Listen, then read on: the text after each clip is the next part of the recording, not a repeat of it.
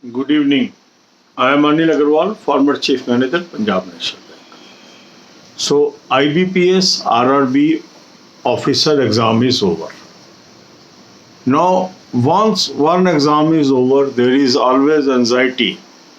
What should be done next? If we look at the pattern of so many years in examination, every year in every examination, one or two sections are difficult and others are moderate or easy. Same thing happened this year also. In IBPS RRB officer, now general awareness was tough, out of box. Same thing happened last year also for SBI PO. The general awareness was tough, but in all other banking examination, it was normal. So if in IBPS RRB officer, general awareness has come out of box, does not mean that in other examination, it will again be out of box. So you should continue with your present source of preparation as far as general awareness is concerned. Now some people are worried that their general awareness performance is low, what will happen to them? It is a competition. So if the level of exam is tough in one section, it is tough for everyone. That means if you could not mark more questions, others could also not mark the more questions. But if you have done well in other sections, that means you are in race. Now what is the normal trend? The normal trend is after prim examinations, the number of vacancies are rising every year. So usually, although 3 times the number of vacancies are called for interview, but effectively 4 out of 10 may be called for interviews. And that's why I say there is a strong chance that since 4 people out of 10 are to be picked, you may be called for interview. So the best strategy is the moment exam is over, we should focus on how to prepare for interviews. To help you, I am placing a playlist in the description column where I have discussed how you should prepare for interviews. So from tomorrow onwards, I will start a series how you should prepare for RRB interviews. And there are existing videos and then there will be some new videos put together. It will help you in preparation of RRB interviews. So watch all these videos. This is one advice. Second advice, say you have appeared for IBPS RRB officer. Now there is an exam for SBI Junior Associate and there is exam for IBPS RRB Office Assistant. If you have qualified prim for these exams also, so your most of the time must be utilized towards preparation of these exams. So focus 80% time on SBI Junior Associate, 20% on interview. Say if you have to appear for IBPS RRB Office Assistant also, after SBI Junior Associate exam, put 70% time on IBPS RRB Office Assistant, 30% on interview of this examination. This is advice valid for candidates those have appeared for IBPS RRB officer examination. So if you have not appeared for this examination, your entire focus will be on the examination for which you have to appear. So if you adopt this strategy, it is going to help you. Along with this, you must prepare for pre-examination of the coming examinations IBPS PO, IBPS Clerk and SBI PO. So we will not be discussing any cutoffs because you must have seen in recent times cutoffs are very high and unpredictable and that only leads to confusion. So best recourse is irrespective of your performance, move to next step and next step is interview. God bless you all. Don't over think about paper of general awareness, don't over think, this is my advice. अब यही बातें हम हिंदी में करेंगे। आज आपका IBPS RRB officer का exam हो गया, अब आगे क्या करना है? कुछ लोग हिस्ट्री में जुड़े रहेंगे, टाइम वेस्ट करते रहेंगे, कुछ लोग आगे बढ़ेंगे। हर साल जब भी एग्जाम होता है कोई ना कोई सेक्शन ऐसा जरूर आता है एग्जाम के अंदर जो एबनॉर्मली टफ होता है और बाकी सेक्शन मॉडरेट या आसान होते हैं। इसी प्रकार इस बार जो जनरल अवेयरनेस इसके अंदर आया है वो टफ आया है। टफ मीन्स अनएक्सपेक्टेड फील्ड से क्वेश्चन पूछे गए हैं, मगर इसमें कोई चिंता वाली बात नहीं है। चिंता की बात क्यों नहीं है? क्योंकि अगर कोई पेपर आपके लिए टफ है तो वही पेपर आपके कंपटीटर के लिए भी टफ है। अगर आप वो आंसर नहीं कर पाए हैं, वो भी वो आंसर नहीं कर पाया, इसलिए कंपटीशन में कोई अंतर नहीं पड़ने वाला है।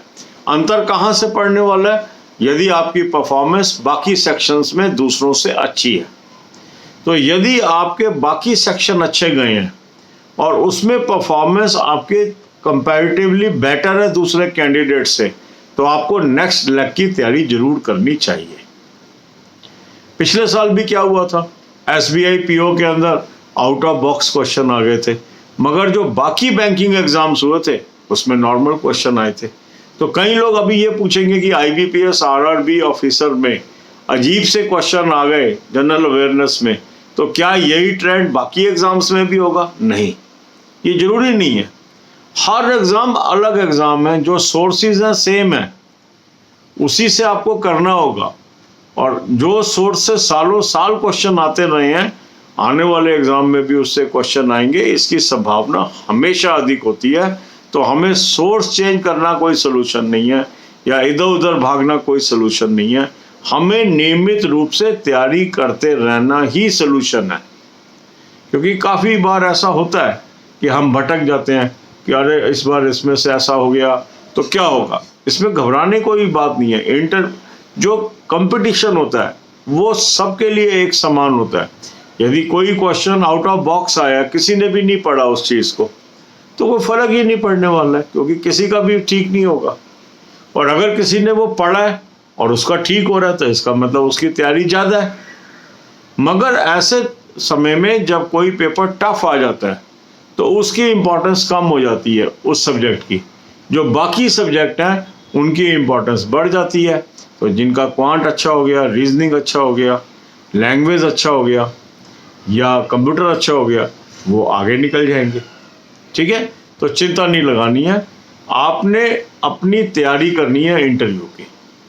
इस चैनल पे बहुत सारे वीडियोस उपलब्ध हैं कि इंटरव्यू की तैयारी कैसे करें। वो मैं प्लेलिस्ट आपको दे रहा हूँ डिस्क्रिप्शन और कमेंट कॉलम में। उन वीडियोस को देखना शुरू करें और उनको देख के अपनी तैयारी शुरू करें। कल से हम इसके कुछ वीडियोस बीच बीच में डालेंगे कि RRB की तैयारी कैसे करनी है। अब आपके में से कई लोग ऐसे होंगे जिनका SBI जूनियर एसोसिएट भी क्लियर हो गया, कुछ का IBPS RRB office assistant clear हुआ होगा। तो जो आने वाले दिन है उसके अंदर आप 80% टाइम SBI जूनियर एसोसिएट को दे सकते हैं या फुल टाइम भी दे सकते हैं, और 20% टाइम इंटरव्यू की तैयारी कर सकते हैं यदि आपका ये पेपर अच्छा गया है। क्योंकि ये ऑफिसर लेवल एग्ज़ाम है, जो आपके बाकी दोनों एग्ज़ाम है वो क्लरिकल लेवल है। तो यहाँ पर आपके स्टेक्स ज़्यादा हाई हैं, तो इसको आप कर सकते हैं। अगर आपको लगता है मुझे SBI जूनियर एसोसिएट को फुल टाइम देना, वो भी दे सकते हैं, क्योंकि 4-5 दिन की बात है, इसमें कोई बहुत ज़्यादा फर्क पड़ने वाला नहीं है। उसके बाद का जो वक्त है, यदि आप IBPS RRB ऑफिस असिस्टेंट में बैठ रहे हैं तो 80 से 70% टाइम उसमें दें और 20 से 30% इंटरव्यू को जरूर टाइम दें, क्योंकि इंटरव्यू जल्दी ही हो जाते हैं। तो अगर अभी से हम तैयारी करेंगे तभी हम कामयाब होंगे। साथ ही साथ आने वाले IBPS PO, IBPS क्लर्क और IBPS SBI PO, IBPS SO यदि कोई एलिजिबल है, उन एग्ज़ाम्स के ऊपर भी ध्यान बनाए रखें। बिल्कुल भी अपसेट नहीं होना है। कई लोग एग्ज़ाम देने के बाद अपसेट हो जाते हैं कि सर ये सेक्शन तो कैसे हो गया, क्या हो गया। घबराने की जरूरत नहीं है, आपका खराब हुआ है, औरों का भी खराब हुआ है। मगर कोई एग्ज़ाम आसान आया, सबका अच्छा हो गया, आपका अच्छा नहीं हुआ, तो चिंता का विषय है। मेरा मानना यह है कि लगभग 4 लोग out of every 10 interview stage पे पहुंचेंगे। ऐसा कहने का मेरा आधार यह है कि वैसे वैकेंसीज का 3 गुना लोगों को बुलाया जाता है, पर यूजुअली प्री के बाद कुछ ना कुछ वैकेंसी जरूर इंक्रीज होती हैं, और इसलिए जो ये रेशो है वो लगभग, क्योंकि जो रिटर्न में बैठे हैं वो तो सेम नंबर ही है, कुछ लोग नहीं भी बैठे होंगे, तो 4 लोग हर 10 में से संभावना बनी रहती है कि वो अगले स्टेज पे जाएंगे, क्योंकि 10/10 लोग अपीयर नहीं होते।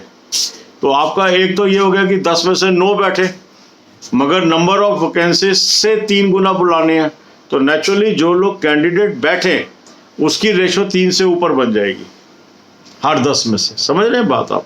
तो इसलिए आपका बहुत अच्छा चांस है कि नेक्स्ट स्टेज पे आप जाएं। काफ़ी लोग निराश हो जाते हैं एग्ज़ाम देने के बाद, पढ़ाई छोड़ देते हैं, इंटरव्यू की तैयारी नहीं करते हैं, रिजल्ट में फिर पास हो जाते हैं, फिर वो परेशान होते हैं। अब काफ़ी लोग डिस्कस करना चाहते हैं कि सर कट ऑफ क्या होगा, कट ऑफ क्या होगा। आपने देखा होगा कि जो इस बार कट ऑफ्स आ रहे हैं उसमें कोई बेसिस नज़र नहीं आ रहा है, कोई उसमें लॉजिक भी नज़र नहीं आ रहा है। तो ऐसे के अंदर एक्सपेक्टेड कट ऑफ्स की डिस्कशन करना कुछ लोगों को डिस्करेज ही करता है, तो इसलिए उसको ना ही हम चर्चा करें तो सबके लिए हितकारी है। और अगर हमने एग्ज़ाम दे दिया है, नेक्स्ट स्टेज की हम तैयारी करें, यही हमारे इंटरेस्ट में है।